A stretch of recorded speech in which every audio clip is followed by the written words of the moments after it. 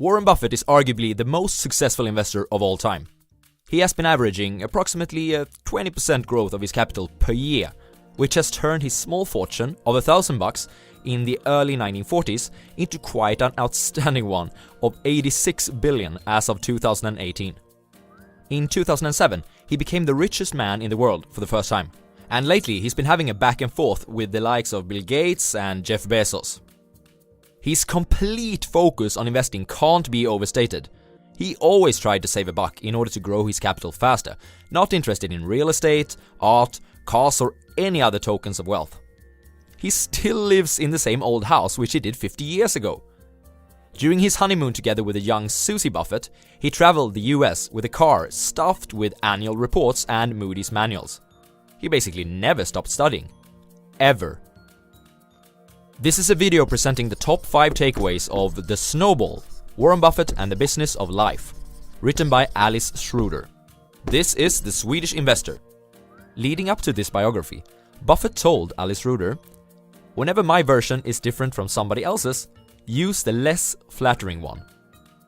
In other words, not just the greatest investor of all time, but humble too. Let's get started with the takeaways. Takeaway number 1. The power of compounding income. Imagine that you recently started a new job. During your first day, you work for 8 hours and at the end of the day, your manager gives you $100. The next day, you go back and you get ready for another 8 hours of labor. After 7 hours and 50 minutes, your manager goes over to you, gives you $100 and asks you to leave for the day. You're slightly confused, but don't complain about being able to quit 10 minutes earlier. On day 3, the procedure is repeated, only this time your manager gives you $100 after 7 hours and 40 minutes. On day 7, when your manager hands over your salary after only 7 hours, you feel that you must ask what all this is about. Why do you keep earning the same amount, but with less effort? Your manager simply gives you the following explanation. Because you worked yesterday. This example illustrates the power of compounding income. Money comes easier and easier the more you have of it. Or, as in our example, the more that you've worked previously. Warren Buffett understood the importance of this at an early age. When he was presented with the book 1000 Ways to Make $1,000, he was fascinated by one of the business ideas of the book, which was to buy weighing machines. You get paid by taking out a small fee every time someone wanted to use the machine. Once you've gained enough money from weighing people with the first scale, you can now buy a second one. And earning money for the third one will go twice as fast. Warren Buffett used this approach early in his life, but the business consisted of pinball machines, not weighing machines. In this, he also discovered the miracle of capital, money that works for its owner. He used the power of compounding income to his advantage in forming his first investing partnership, Buffett Associates. The deal was that he would gain half the upside, above a 4% gain, but pay a quarter of the downside to his partners. I have a hard time seeing the fund managers of Wall Street expose themselves to such a risk of losing capital, but in Buffett's case, this was a calculated risk that accelerated his compounding even further. By turning his company Berkshire Hathaway into an insurance company, Buffett has been using compounding to his advantage for many years now. You see, insurance premiums are always paid before the actual claims might come, which gives Buffett plenty of time to compound the money before an eventual payout. According to the saying, if someone dropped $1, the average billionaire wouldn't bother picking it up, because the money gained from doing so is less than what he usually earns during such a time frame. Warren, on the other hand, would gladly pick it up and state, "This is the start of my next billion." That's the power of compounding. Takeaway number 2. Be very skeptical of new paradigms. New paradigm? It's like new sex. There just isn't any such thing. Oh.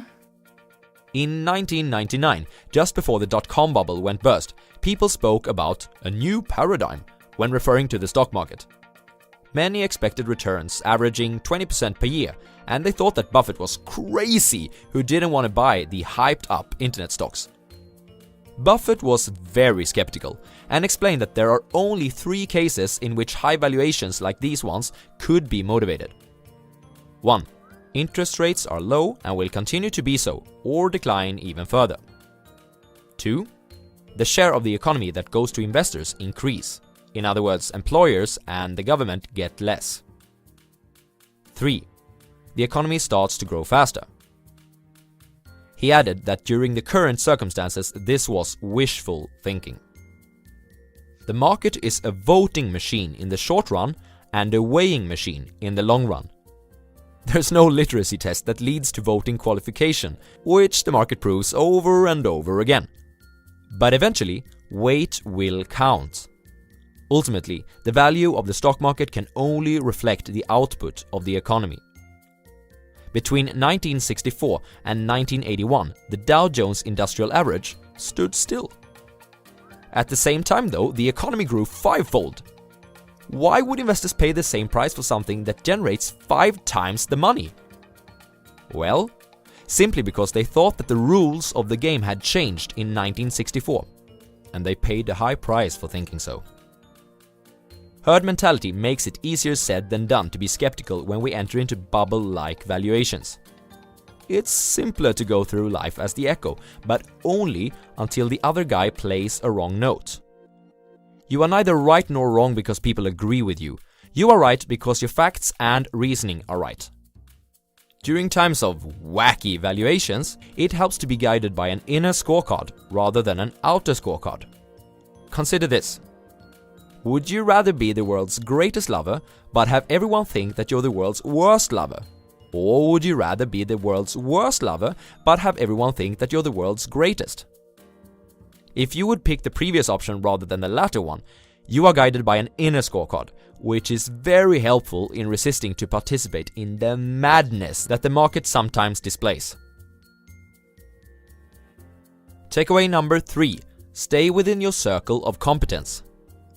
According to the story, a man was able to corner the market of shoe buttons, a very small and niched market, but he had all of it. Once he had accomplished this, he imagined himself as the expert of basically everything, while among his friends he always knew best, whether they were discussing relationships, lovemaking, health, or any other topic for that matter. Because of his expertise in one area, he thought he was a master of everything. Warren Buffett and Charlie Munger, his right-hand man, referred to this as the shoe button complex. Buffett attributes much of his success to the fact that he was able to avoid this and instead stay within his circle of competence: money, business, and his own life. For instance, Buffett could have pursued his grandfather's dream of becoming an author, but did not. Luckily, perhaps. Within the field of investing, this is especially important. Buffett explained it like this: "We will not go into a business where technology, which is way over my head, is crucial to the investment decision. I know about as much about semiconductors or integrated circuits as I do of the mating habits of the Kiyosaki. You are investing in a business, not a stock. Remember this well and see to it that you understand what kind of company you are actually buying. This could mean that you want to focus on industries aligned with your education. For example, a medical student might want to invest in healthcare and pharma stocks, while an electrical engineer might want to focus on the energy sector. This could also mean that you want to invest more of your money in your domestic market, or companies exposed to your domestic market, as you understand the business environment there better. For example, I focus on the Swedish market primarily." Takeaway number 4. Use a margin of safety.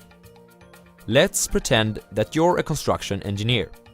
You've been assigned with a task to build a bridge. The bridge is a very complex one, especially the calculations regarding the carrying capacity. You've been told that the trucks passing your bridge sometimes will weigh as much as 40 tons. Will you build a bridge so that your calculations say that it supports 41 tons or 60 tons? If you picked 41 tons, this could be a possible scenario. You made a small mistake in your calculations, so your bridge could only carry 38 tons in reality. Now this really heavy truck tries to drive across it.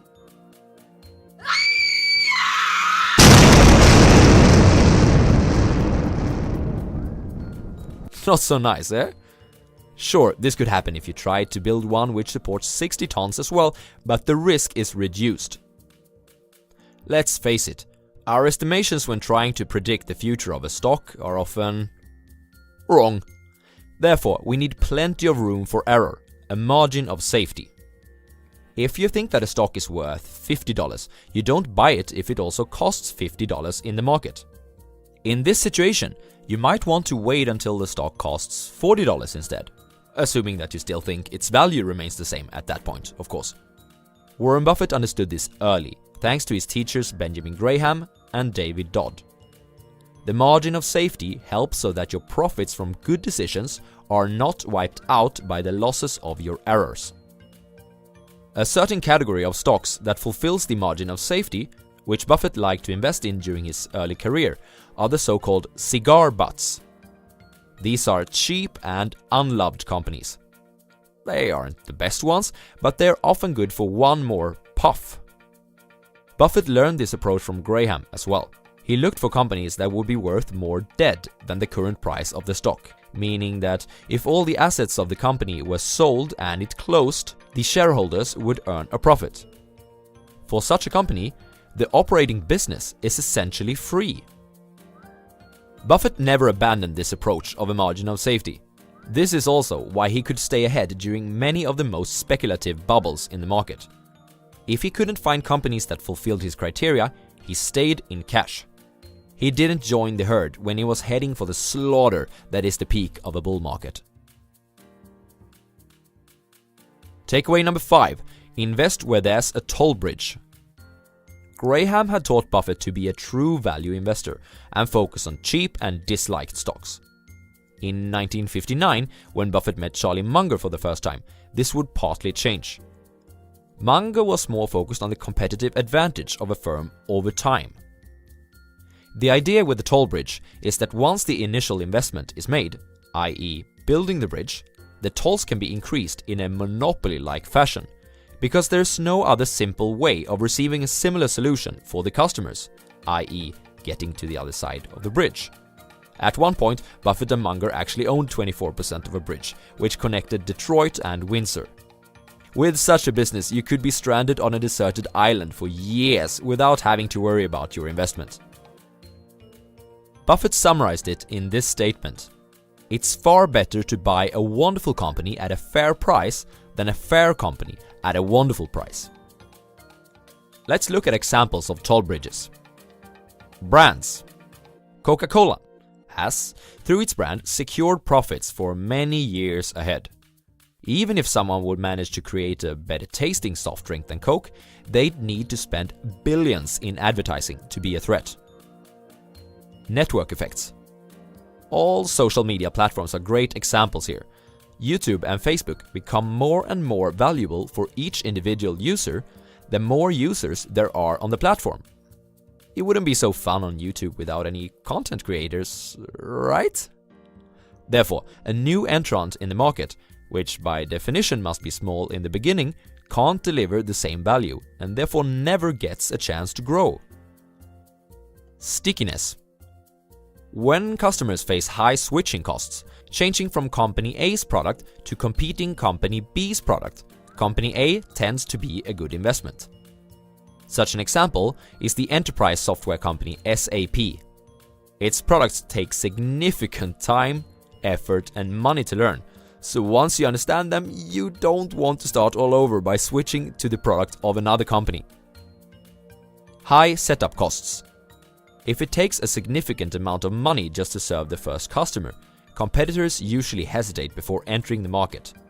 Railroads and electrical grids are great examples.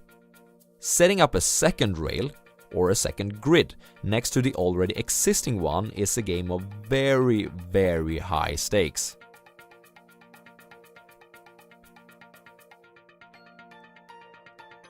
That Warren surely seems like a smart guy, right? Now, follow his advice so that you all can become great investors as well. Also, thanks for watching.